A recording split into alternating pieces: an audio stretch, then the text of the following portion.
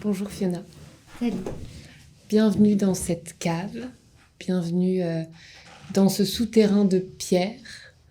Tu me demandais avant qu'on démarre ce qu'on faisait ici, ce qu'on pouvait faire ici. Eh bien, beaucoup de choses. Il y a eu effectivement beaucoup de fêtes ici, beaucoup de célébrations. Je me souviens d'une soirée beaucoup plus triste de Covid, où j'étais juste avec mon frère et ma mère ici, assise juste là. Il y a eu des conversations plus drôles, d'autres plus intimes. Et c'est pour ça que c'est un lieu assez chargé, parce qu'il y a eu beaucoup de passages. Il y a eu beaucoup de musique aussi. J'ai fêté mes 20 ans ici, avec plein de musique, plein de lumière partout. Et, euh, et voilà, c'est un lieu qui se prête à, à des choses plus ou moins grandioses, plus ou moins importantes.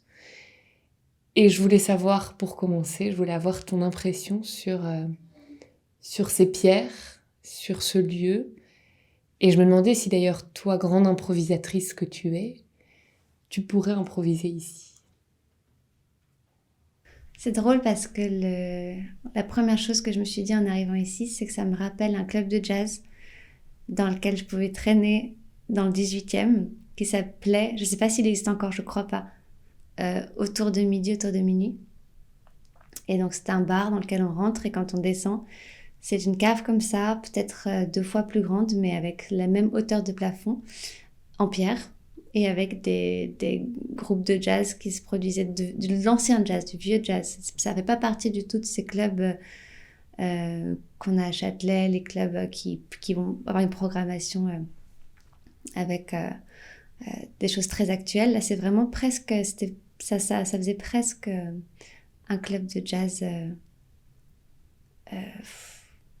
en dehors des circuits. En dehors des circuits. C'est ça que je crois que j'aimais bien dans cet endroit. C'était pas du tout un endroit où aller des jazzmen, écouter justement les gens en vogue, mais c'était un coin complètement magique parce que justement j'y croisais personne, mais je savais que si je voulais écouter du jazz et me sentir un peu dans une ambiance similaire et un peu safe, je pouvais aller là.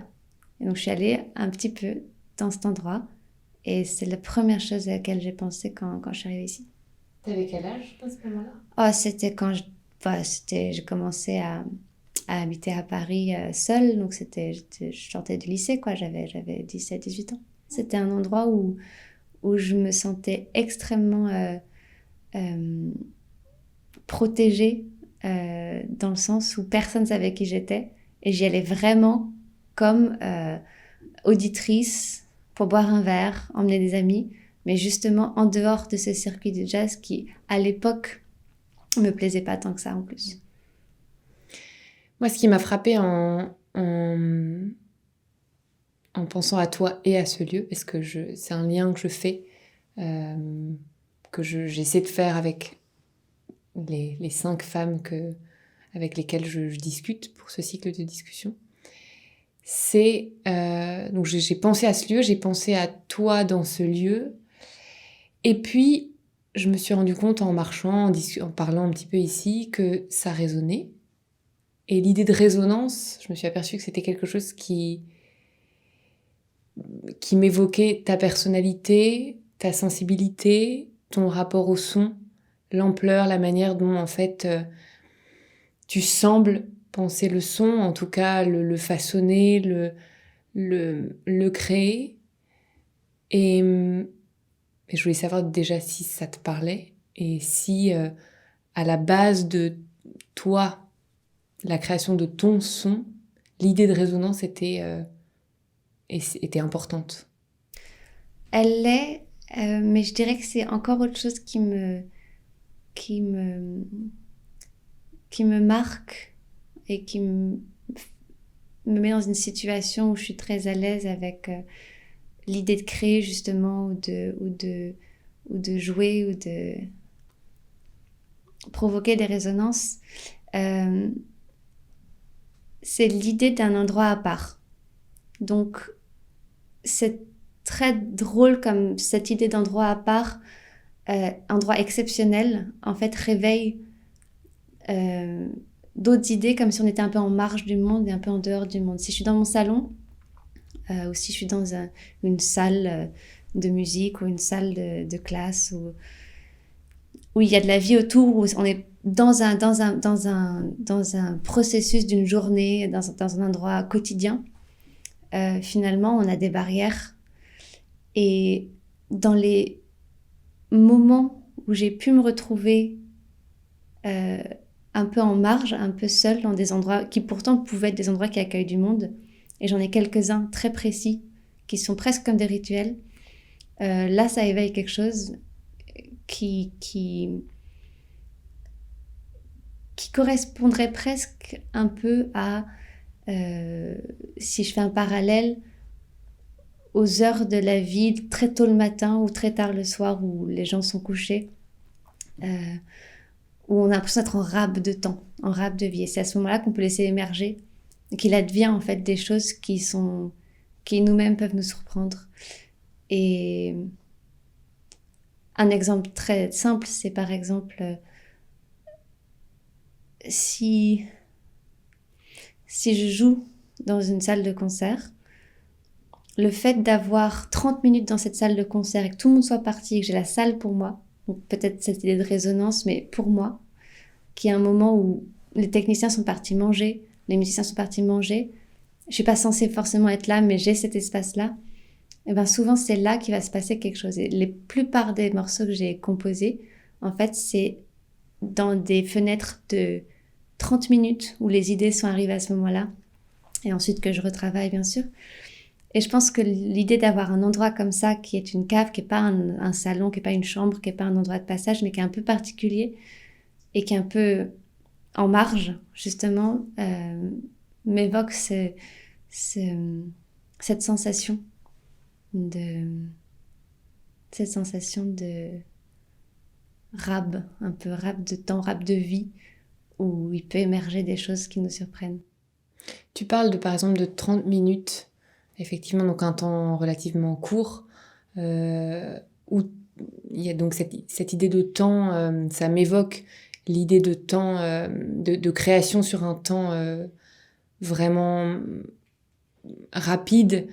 Et donc c'est ma première question. Est-ce que pour créer, pour composer, tu fais ça plutôt très vite, comme par exemple, ça me fait penser à un écrivain que j'aime beaucoup qui s'appelle Kamel Daoud, qui dit que lui, pour écrire, il écrit très vite. Donc est-ce que déjà, toi, tu composes vite? Et d'autre part, cette idée de 30 minutes sur la scène où je suis pas forcément censée être là, ça m'évoque l'idée de transgression. Est-ce que la composition, la musique, la création musicale, en tout cas la tienne, a quelque chose à voir avec l'idée de transgression?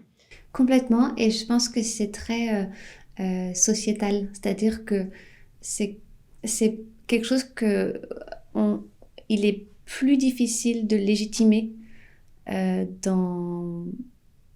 Je vais aller même assez loin pour une femme musicienne,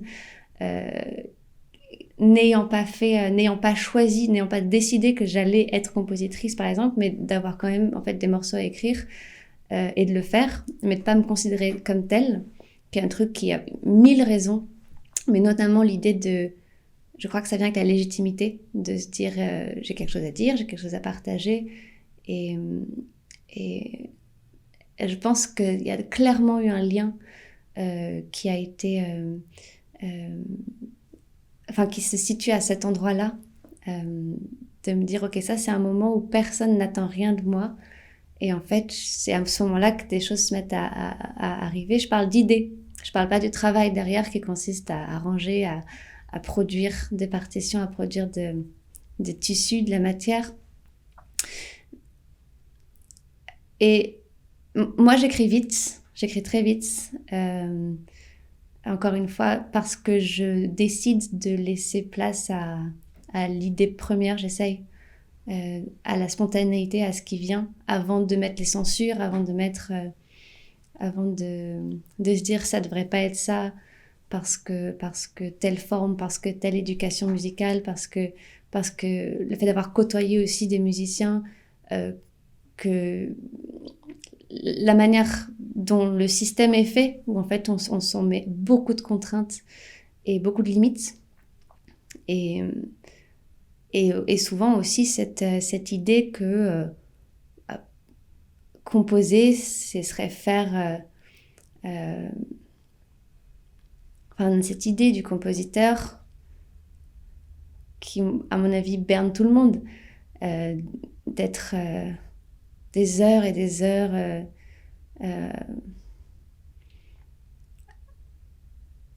en fait, non, à s'y croire vraiment. En fait, c'est plus ça. Parce que en fait, des heures et des heures, moi, je les passe. Mais à s'y croire vraiment, à se dire, je suis en train d'écrire quelque chose parce que je suis écrivain, je suis compositeur. Et ça, moi, c'est un truc insupportable. C'est-à-dire que c'est souvent pour moi quelque chose de je me regarde faire quelque chose. Ça, c'est vraiment très, très loin pour le coup de ma conception de la musique qui est déjà, en fait, je crois que je suis en train de l'assumer de plus en plus. Je crois que je fais ça pour les gens. Je fais pas la musique pour moi. Et c'est une fois que j'ai compris ça que déjà le fait d'écrire est devenu quelque chose de beaucoup plus limpide. Parce que j'ai cessé de me dire j'écris pour écrire ou je vais essayer en tout cas de faire ça. Ça me plaît pas trop, ça m'angoisse. Mais plutôt, qu'est-ce que j'ai envie de faire ressentir aux gens qui seront là dans mon concert en fait. Qu'est-ce que j'ai envie de leur faire passer. Et souvent, du coup, c'est par une forme de simplicité qu'on se met à... Enfin, que je me mets à écrire dans un rapport qui est un tout petit peu plus émotionnel. Tu fais confiance à ton instinct premier, à ce qui peut éclore d'emblée. Est-ce qu'il t'arrive de garder ça, d'être convaincu que cette idée résonne avec toi, qu'il y a une unité, qu'il y a une unité, en tout cas un sens, et en le retravaillant, de perdre cette flamme qui faisait que l'idée te paraissait vivante, te paraissait durable. Est-ce qu'il t'arrive d'être en lutte en fait avec quelque chose une chose en laquelle tu croyais, que tu sentais et qui en fait n'aboutit pas dans le travail, dans les heures que tu passes après, dans l'écriture, dans l'arrangement? Tout le temps. J'ai des millions d'excuses pour ça. Et justement parce que c'est une acceptation que c'est quelque chose qui vient d'un moment présent. Je crois que j'ai quand même de l'improvisation. Donc je pense que j'ai et même juste dans mon rapport de la vie en général, je suis très, très, très... je crois que je suis très dans le moment, dans le présent. Et le présent, il bouge tout le temps. Dans la phrase la plus simple de « il fait beau aujourd'hui », 15 minutes après, il y a un nuage qui arrive et il faut faire avec ça. Et je crois que par exemple, mon dernier disque Maelstrom, ça a été un exercice de ne pas mettre ses idées de côté et de chaque idée la développer en un morceau.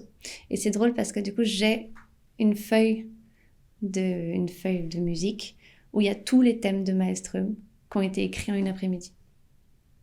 Tu te souviens de cet après-midi? Ouais. Ouais, c'était l'hiver, j'étais dans mon salon, c'était le Covid commençait à monter sérieusement, on se demandait si on allait peut-être être confiné ou pas. Et moi, je devais préparer mon disque, j'étais très en retard sur l'écriture. Et c'est juste un moment, j'improvisais des choses et je notais comme ça. Et ensuite, il y a eu un petit sas, une petite pause. Et quand je suis revenue à la fête, je me suis dit, en fait, on va arrêter des idées, j'en ai plein tout le temps, en fait. J'ai toujours un motif, un thème ou quoi. Mais ça peut être infini, sans rien construire. Et là, je me suis dit, en fait, on s'arrête là et j'y vais là-dedans. Et il y a tout, il y a Joy Song, il y a Bossa Rama, il y a le blues. En fait, ça tient sur une page, quoi, que j'ai encore. Je sais pas pourquoi, mais je l'ai encore. Et quand t'es dans l'écriture, est-ce que il y a le violon, il y a le piano, il y a toi face à la feuille? Ouais, alors il y a tout. Et puis ça, surtout, ça change beaucoup. Maelstrom, c'était vraiment artisanal. J'avais mon piano et une feuille et c'était un peu dans ma tête. Euh, Là, j'explore autre chose. Je commence à avoir des commandes différentes. Je commence à avoir des commandes pour orchestre. Je commence à avoir des commandes pour des instruments, seuls ou à plusieurs, des commandes de musique de chambre.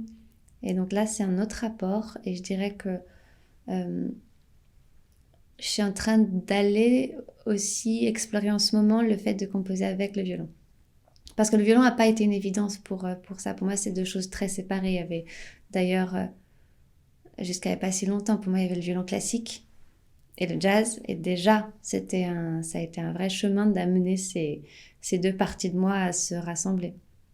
La différence est gigantesque entre composer pour soi et avoir en tout cas la possibilité de la liberté et composer pour, j'imagine, un orchestre. À quel moment on se laisse entrer intimement dans ce qu'on compose, si on compose pour quelqu'un d'autre, si on compose, je pense aussi à la pièce pour Michel Pierre. À quel moment on s'autorise à entrer dans l'œuvre qu'on compose pour quelqu'un ou pour un effectif? À quel moment on se stoppe? À quel moment... Ouais, quel type d'inspiration c'est et est-ce qu'elle se mêle? Comment ça se passe? Eh bien, c'est une très bonne question parce qu'en fait, pour l'instant, je n'écris... Si j'écris pour orchestre, j'écris quand même une pièce là, notamment bientôt j'ai une commande avec la BBC du Pays de Galles. Et j'ai écrit une pièce où je vais jouer. Parce que j'ai besoin d'y être et de sentir la musique. Et je ne suis pas du tout au stade. Et c'est peut-être quelque chose qui va venir avec le temps, mais j'en suis pas du tout au stade de me dire que je peux me décrocher de ça encore. Et dans le cas où j'écris pour quelqu'un, c'est vraiment pour quelqu'un, c'est pour Michel. Si quelqu'un que je ne connais pas me demande de lui écrire une pièce, je suis pas sûre que l'exercice m'intéresse spécialement déjà aujourd'hui, peut-être plus tard, mais surtout, enfin, j'en vois pas l'utilité du tout, ni le sens. Et mon sens est dans le contact avec la personne. Donc j'ai pu écrire pour Elsa, pour Michel, parce que je les connais, parce qu'elles me touchent, et parce que je sais comment ma musique résonne chez elles. Et c'est la seule raison qui me donne envie d'écrire, qui est de la matière. Et en plus, ce sont des œuvres qui sont... où de toute façon, à un moment donné, il y a une part d'improvisation pour que la personne puisse s'exprimer. Et pour un orchestre, c'est un peu différent parce que l'orchestre ne va pas spécialement... c'est pas leur demande d'improviser. Ils vont vouloir quelque chose d'écrit. Mais pour l'instant, j'aime bien incorporer quand même des parties qui sont libres. Parce que quand on improvise avec un orchestre ou qu'on incorpore une partie improvisée dans une pièce orchestrale, il se passe quelque chose dans l'écoute de cet orchestre qui va de toute façon s'approprier, jouer un peu d'une autre manière que s'ils avaient froidement une partition qui arrive sous leurs yeux. Après, j'ai très conscience que c'est personnel, c'est ma manière de faire et pour beaucoup de compositeurs, ça ne fonctionne pas comme ça. Je crois que j'ai envie d'exprimer ma musique et de jouer parce que c'est un rapport aussi direct que j'ai avec le public. Et je pense que c'est très lié aussi au cliché qu'on a du compositeur qui écrit avec son œuvre qui lui échappe ou quoi. Moi, j'ai juste l'impression quand on est artiste, on a un regard sur le monde et un certain regard qui est un peu alien, quoi. On voit les choses peut-être un peu différemment parfois, ou il y a des choses qui nous touchent différemment, ou tout simplement on est capable de l'exprimer par rapport peut-être à d'autres, parce qu'on l'a appris, parce que ce sont des réflexes aussi. Et ça peut passer par plein de choses, en fonction de... Enfin, moi, je dessine aussi. Et quand je joue, quand j'écris, j'ai envie que ce soit ce regard-là, ces sensibilités-là que je propose à d'autres qui peuvent se l'approprier Mais c'est vrai que c'est très personnel. L'art et la musique en général, évidemment, transforment n'importe qui écoute quelque chose, mais aussi le créateur, la créatrice. Le public, on en parlait tout à l'heure, et j'aimerais après qu'on vienne au rapport au public, mais à quel point tu as senti que la musique que tu créais, ou que tu pouvais jouer, interpréter, te transformait? Et est-ce qu'il y a eu notamment des moments un peu clés, ou des moments d'improvisation, des moments de concert aussi, peut-être d'œuvres que tu as jouées plusieurs fois, ça peut être, peu importe, ou d'œuvres que tu as créées. Mais à quel point tu as senti ta propre matière, ton être se transformer au contact de cette musique? Ben, je reviens très loin en fait. Et ça, je sais très bien que la musique est un chemin, un moyen qui a été de développer beaucoup, beaucoup de choses. Et une connaissance de moi-même aussi. J'étais par exemple insensément timide quand j'étais petite, même il n'y a pas si longtemps, même quand j'avais 18, 19 ans, j'étais très très timide, quasiment maladive. Je ne pouvais pas parler parfois à des gens.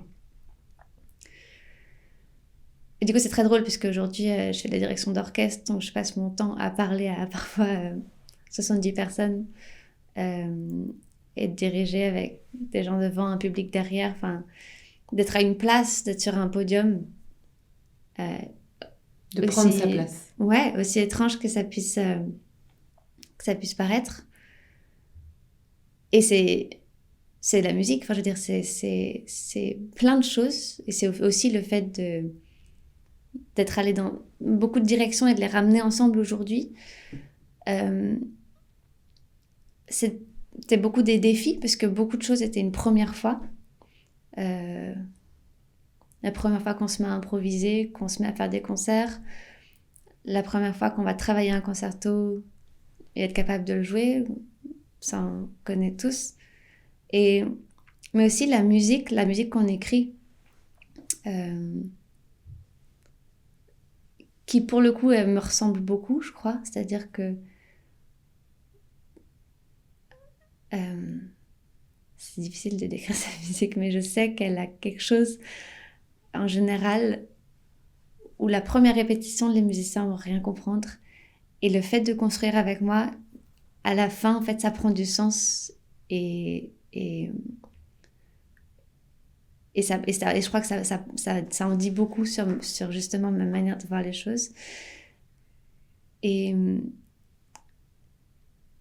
je pense que le fait de donner ça et de voir un retour des musiciens sur ça, en fait, a nourri quelque part une confiance que je n'avais pas du tout avant. Et c'est pour ça que j'ai mis énormément de temps avant d'arriver à l'écriture. C'est parce que j'avais pas l'impression d'avoir grand-chose à dire. Alors qu'en fait, tout le monde a quelque chose à dire. Et c'est un truc que ça apprend, en fait, d'écrire une musique qui nous revient, en fait. Et je pense que... Ouais, je pense que ça... Le fait aussi de faire de la musique engendre d'autres genres de réflexions sur soi. Donc c'est...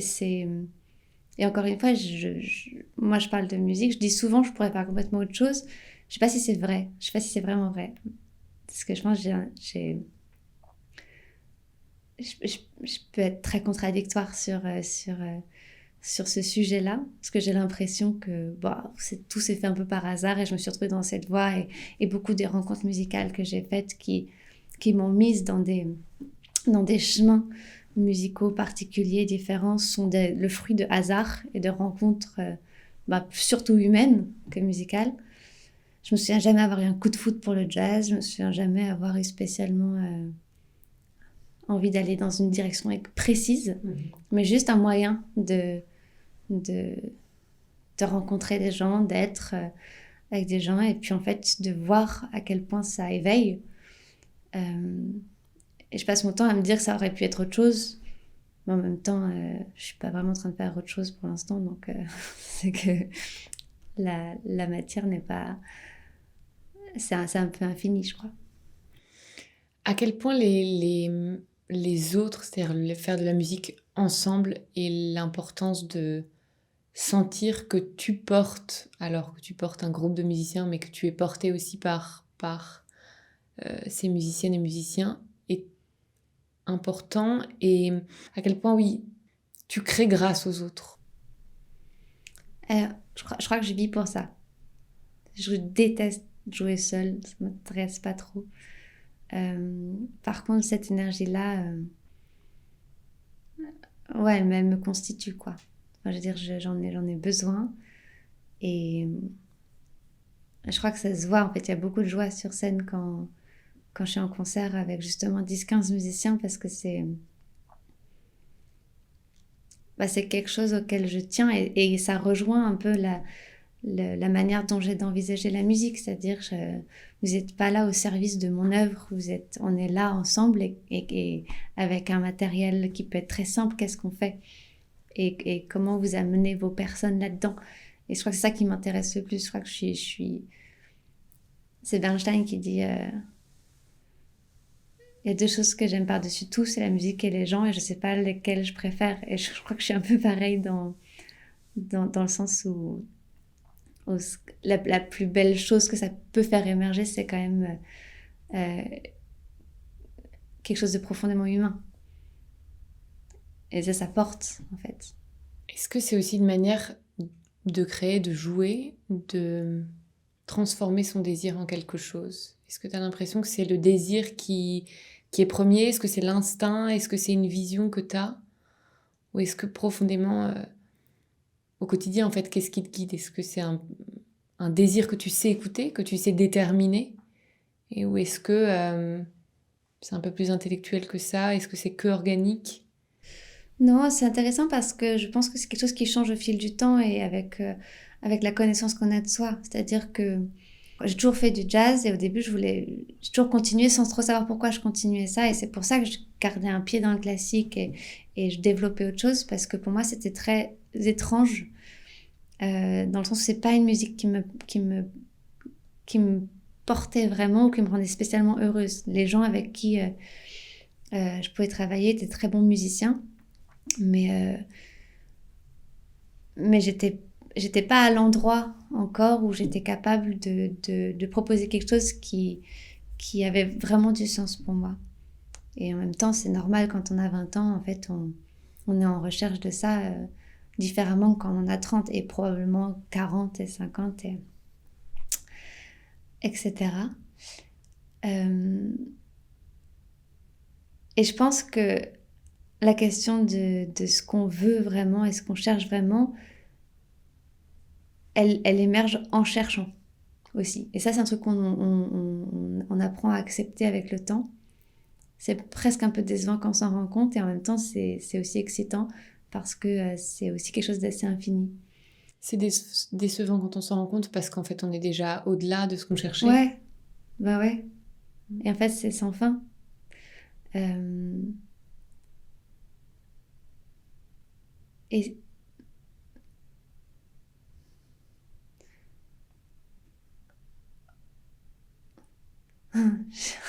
en fait, c'est une question sur laquelle je passe énormément de temps en ce moment à réfléchir. La question de qu'est-ce qu'on veut vraiment. Donc c'est drôle parce que ça fait vraiment écho à plein de choses. Du coup, il y a beaucoup de choses qui se mélangent dans ma tête. C'est quelque chose qui dépasse la musique, je crois. C'est-à-dire que justement, et c'est pour ça que j'ai besoin d'être entourée, c'est pour ça que je veux avoir des humains avec moi, c'est parce que c'est quelque chose qui dépasse la musique, c'est ce que c'est capable de créer comme lien chez les gens, chez le public, ce que c'est capable de réveiller comme émotion, comme sensation, comme idée, comme imaginaire. Et à quel point, en fait, c'est primordial, en fait, dans une société de donner une chance à ça. Sinon, je dirais que c'est quasiment la mort, quoi. Et je crois que dans le fait d'être sur scène et dans le fait d'écrire une musique qui idéalement peut inclure le plus de personnes possible. C'est pas dans un sens d'écrire une musique facile, mais c'est écrire une musique où les gens peuvent se permettre de se reposer, de rêver un peu et de se reconnecter avec peut-être une partie d'eux-mêmes où on a le droit d'y aller, on a le droit d'aller dans cet endroit-là pour justement décrocher un peu de toutes ces injonctions qu'on a. Et aussi peut-être de dire que l'humain, dans tout ce qu'il peut avoir de contradictoire et terrible, peut avoir aussi quelque chose de complètement magnifique et d'infini dans l'idée et dans les imaginaires qu'il est capable d'avoir si on lui donne cette chance-là. Et à quel moment tu le sens, ça? C'est-à-dire ce monde, cet imaginaire infini dans le public, la manière aussi dont le public reçoit ce que tu donnes. J'aime bien sentir, et je crois que c'est une des manières qui guide ma manière de jouer, une des choses qui guide ma manière de jouer, et je pense que tu verras de quoi je parle, mais quand tu improvises ou quand tu es en train de jouer, mais la manière dont tu interprètes et que tu joues, soit tu joues tout droit parce que t'as prévu ce que tu allais dire, et du coup t'as ta mélodie et tu la déroules et tu joues, donc ça c'est l'ordinateur. Soit tu joues, tu joues, tu vois. Tu vas donner quelque chose et tu vas un tout petit peu forcer la main au début au public d'écouter où est-ce qu'elle va exactement. Et toi-même, tu es en train de leur montrer que tu es en train d'aller... T'es pas devant eux, t'es pas derrière eux en train de les pousser. Tu es à côté et c'est venez avec moi. Et ça, je crois que même dans l'improvisation, ce qui m'a toujours attirée dans l'improvisation et ce qui fait peut-être que je suis pas totalement dans le jazz de la manière dont d'autres musiciens de jazz appréhendent cette musique, c'est que c'est pas vraiment dans le discours et dans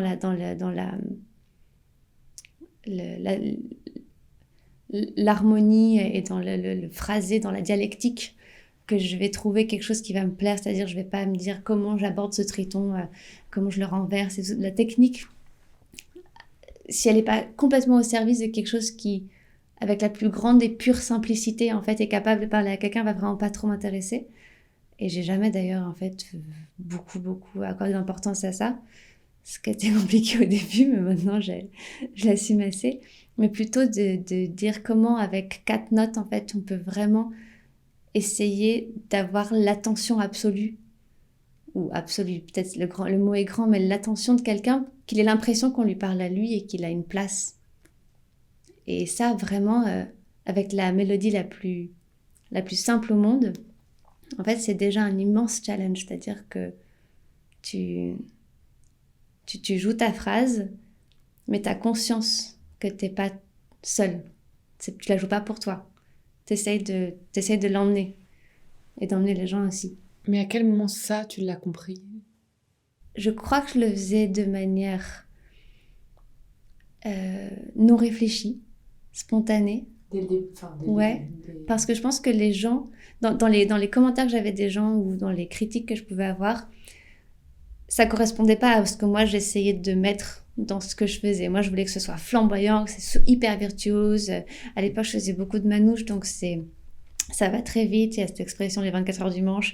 Et tu vois, c'était vraiment à qui aller le plus vite possible dans le solo. Et ça, on se surpasse, en fait, techniquement, et il y a quelque chose de... Voilà. Et moi, j'ai l'impression, je voulais qu'on me dise, ça va vite, c'est vrai. Hein. Enfin, je veux dire, c'est très virtuose.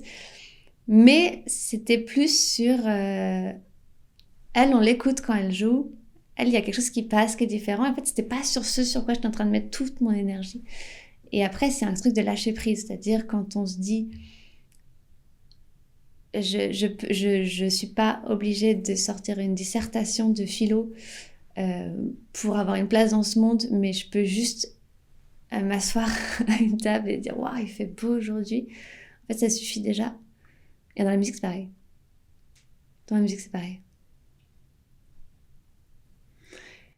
je pense du coup, ça me ramène à l'idée de timidité originelle. Mais en fait, dans ce que tu te dis, c'est-à-dire cette parole que tu as déployée avec la musique, pour moi, enfin, ça va au-delà de la musique, mais en tout cas, ton imaginaire, ce que tu partages, c'est peut-être aussi au moment où tu as senti que tu pouvais, toi, créer l'espace disponible en face pour être accueilli, en fait. Mais c'est pas seulement sentir qu'il y a un espace en face et donc tu y vas. C'est que tu pouvais toi-même le créer. Et en fait, c'est ça que je trouve assez beau et assez fort, c'est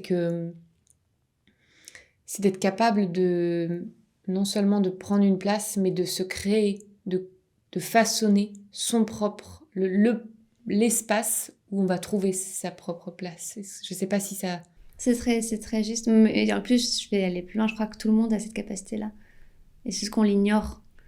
Mais ne serait-ce que l'improvisation, en fait, c'est un réflexe. Tout le monde peut improviser. On ne l'apprend pas. Moi, je l'ai appris jeune, mais je vois souvent des gens qui me disent ah, c'est dommage, j'aurais trop aimé apprendre à improviser, je suis incapable de jouer sans partition. Et en fait, s'ils avaient appris, déjà ils peuvent l'apprendre, mais s'ils l'avaient appris plus tôt, ce serait quelque chose de complètement naturel. On le voit avec toutes les musiques traditionnelles. Et je pense que ça rejoint cette idée aussi que beaucoup de personnes pensent qu'un monde avance avec ses grands penseurs et que c'est très cérébral et que c'est très intelligent et que c'est aller tellement loin, comme un être humain peut aller tellement loin dans toutes ses pensées, qu'en fait, si on fait pas partie de ces courants-là, quelque part, on peut pas vraiment comprendre les choses. Alors qu'en fait, il y a une autre forme de compréhension qui est tout aussi intelligente, mais qui passe par autre chose. La musique, par exemple, je pense vraiment que l'expertise d'aller loin dans la musique, et c'est pareil pour beaucoup de choses, en fait, nous fait comprendre et nous donne des armes, une intelligence qui est quasiment qui est même probablement à la hauteur aussi de n'importe quelle grande philosophie. C'est une manière différente d'y arriver, et c'est pas quelque chose qui est forcément hyper valorisé dans la société dans laquelle on est, mais en fait qui a une importance folle et qui rendrait les gens vachement plus heureux, je crois. Tu parlais d'apprendre à improviser, et donc ça me fait penser à l'idée de transmission et de ce que tu as fait aujourd'hui. Et ça m'intéresse beaucoup de savoir... Je suis désolée, je sais que tu y as passé beaucoup de temps. Mais je suis contente d'en parler. Mais ça m'intéresse beaucoup parce que donc tu as travaillé avec des enfants aujourd'hui. Et en fait, tu leur apprends à improviser. Ouais. Et alors ? Eh bien... Quelle entreprise ? Ah oui. C'est énorme. Enfin, je pensais à ça, je me dis, mais comment on aborde ça ? Comment tu parlais de te mettre, de prendre une place, de monter sur un podium, en tout cas de se présenter devant un orchestre, et, qui est déjà quelque chose de hautement difficile. Mais en fait, être face à 15 enfants, ou je sais pas combien ils sont, c'est tout autre chose, mais j'imagine que la difficulté est tout aussi grande, peut-être c'est encore plus impressionnant. Ils sont 90. Et ils sont 15 enfants. Ils sont 90. Ouais. Un orchestre symphonique d'enfants, en fait. J'ai un orchestre symphonique d'enfants. Ben ça, c'est un exemple parfait qui peut résumer beaucoup de choses dans ma vie. C'est que, comme je fais de l'improvisation, et que j'avais un orchestre Demos qui était... donc, c'est ce programme où on suit des enfants pendant 3 ans, dès leurs 11 ans, de leurs 8 ans jusqu'à leurs 11 ans, qui débutent un instrument, qui font de l'orchestre, et ensuite à 11 ans, s'ils ont envie de continuer, ils peuvent intégrer cet orchestre-là que je dirige, qu'on donne chaque année à un chef différent qui apporte quelque chose de différent. Et moi, comme ils savent que je fais du jazz, ils sont venus me chercher en me disant genre, on pourrait faire un truc un peu jazz et tout, genre on pourrait improviser et tout. Ce qui n'a, en fait, en soi, on pourrait dire que ça n'a aucun sens avec un orchestre symphonique. Et puis moi, j'ai dit oui.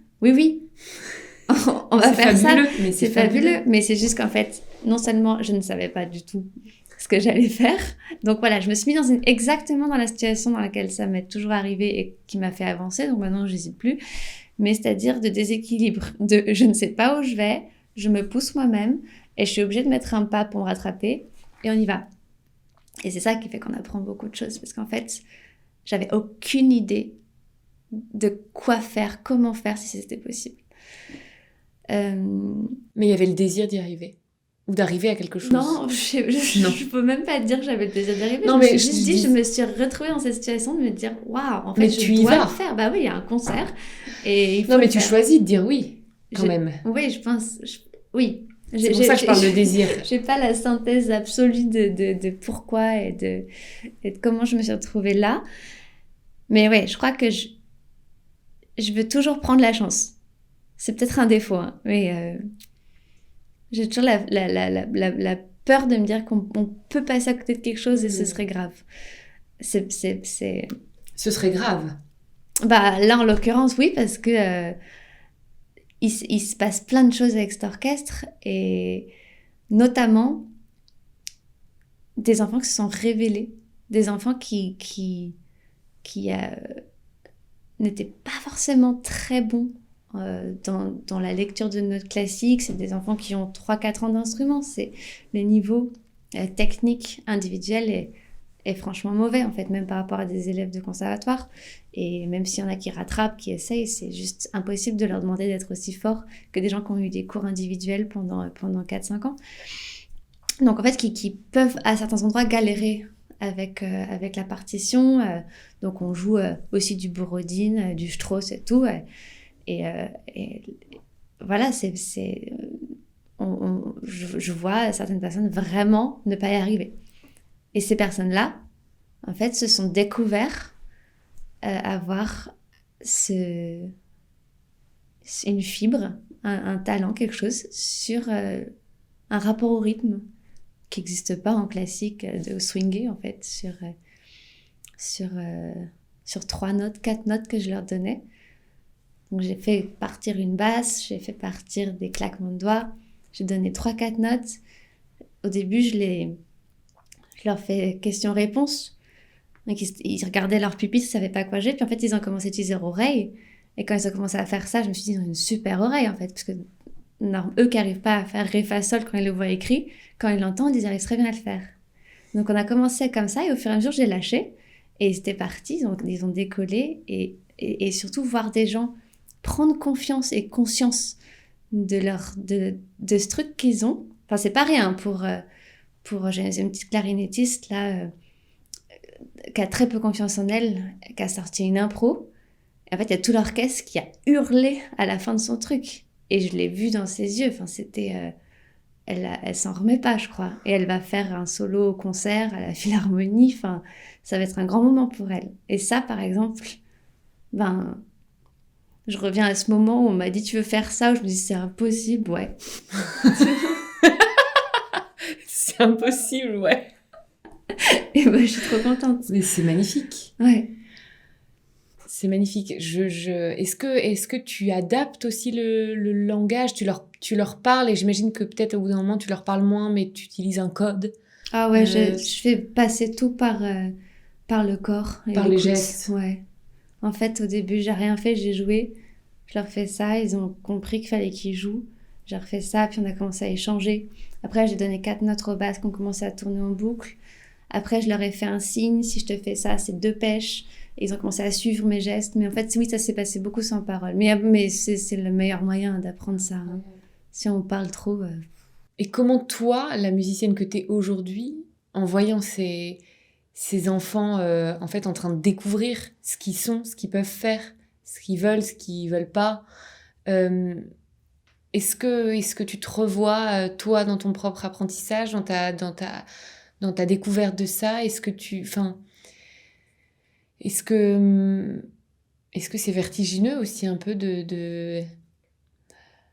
d'avoir ce spectacle, en fait, parce que j'imagine ouais, j'ai très bon public.